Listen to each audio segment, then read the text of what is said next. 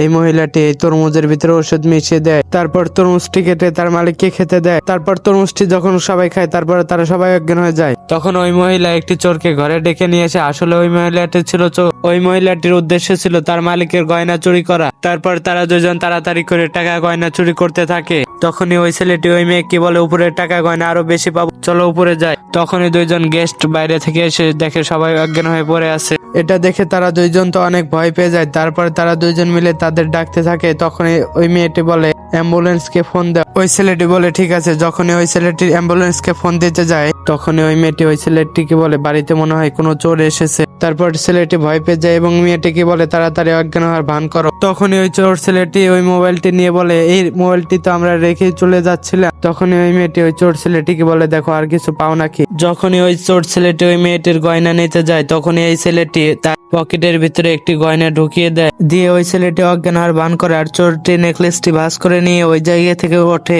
তারপরে ওই মেয়েটি বলে, আর কিছু নাই, চলো চলে যাই। তারপর ছেলেটি যখনই চলে যাচ্ছিল তখনই ওই মেয়েটি দেখতে পায় ওই ছেলেটির পকেটে একটি চেন। তখনই ওই মেয়েটি বলে, এই চেনটি তুমি আলাদা করে আমার কাছে লুকিয়ে নিয়ে যাচ্ছ।